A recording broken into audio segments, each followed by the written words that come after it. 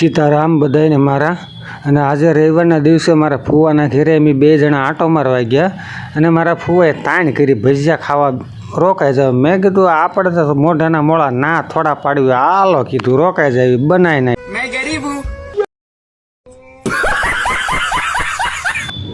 પછી તો હું મંડાનો 5 કિલો લહણ ખાંડી નાખ્યું.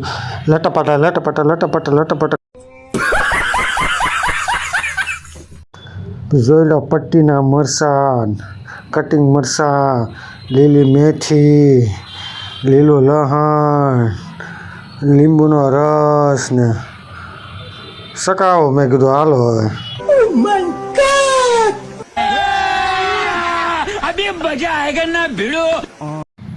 અને મારા ફુવા ભજીયા એટલા સારા બનાવે, એક નંબર બનાવે ને કે લગ્ન પ્રસંગમાં તો એની પાસે ટાઈમ જ ન હોય એટલા સારા. ને જો ચટણીની તૈયારી કરી, ચટણીમાં મરચું લસણ આદુ નાખીને એક નંબર ચટણી એવી બનાવો.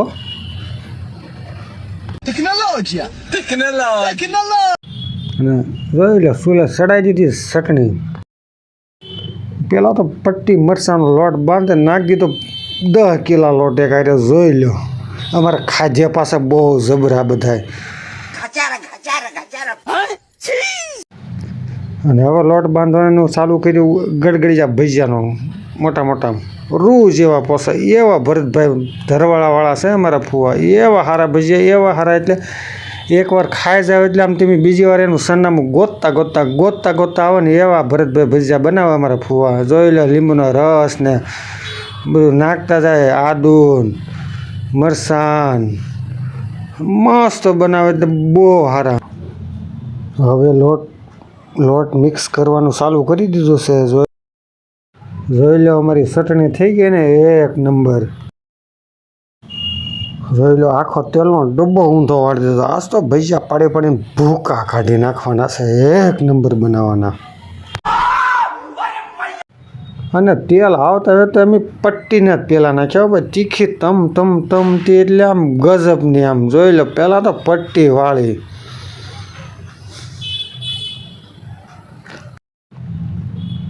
અને થોડુંક સારું લગાડવા ઘડીક તો હું હલાવવા માંડ્યો. ભજીયાને પટ્ટી લાવો આપણે ખાવાના હતા તો પછી તો થોડુંક કામ તો કરાવવું જ પડે ને. ઝાકા ઝીકી બોલાવવા માંડ્યા. જોઈ લો.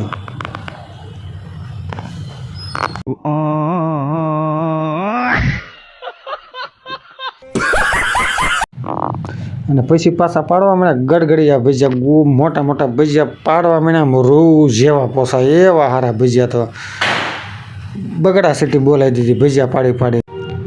20 કિલો લોટ લાવ્યા છે. કેટલો અમારા શાકવામાં તો 5-7 કિલા બધા ભજીયા ખાય છે શાકવાના. 20 કિલા લોટના ભજીયા બાંધ્યા છે. ભૂકા કાઢી નાખવાના. જોઈ લો પાછી પટ્ટી નાખી એકવાર કકડી કરવા માટે. અમારા ફુવા એટલે કારીગર એટલે આમ એક નંબર ભજીયાના કારીગર. આવા કારીગર તો તમને ક્યાંય જોવા જ ન મળે, એવા કારીગર.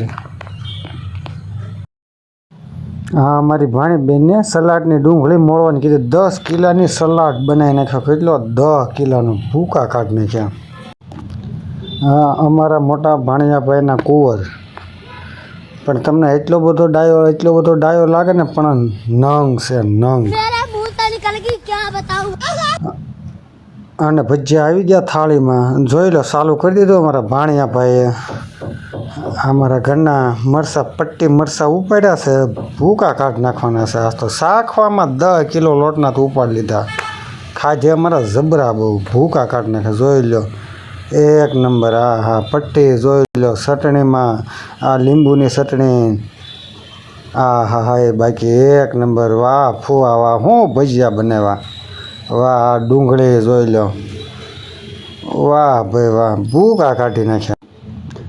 જોઈ લો અમારા ભાણિયાભાઈ. જો તમે આ અમારા જમાઈને ભજીયા નથી ભાવતા, એની હાટો અલગથી 10 કિલો ભાજી મગાવી. તે એકલા ખાઈ ગયા. કેટલા 10 કિલો ભાજી એકલા ખાઈ ગયા. કેટલા તો દાંત આવે. જોવો તો ખરા 10 કિલો ભાજી બઠાઈ ગયા અમારા ભાણિયાભાઈ. જો વાહ 10 કિલો લોટના એકલા ભજીયા ખાઈ જાય.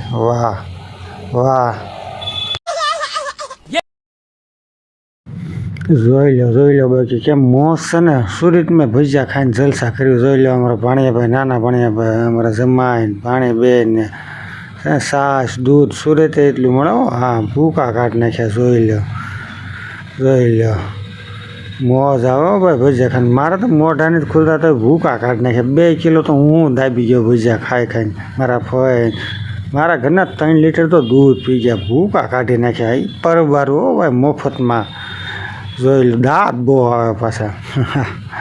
ભૂકા કાઢી નાખ્યા. વિડીયો ગમે તો લાઈક કરજો, શેર કરજો, સબસ્ક્રાઈબ કરજો.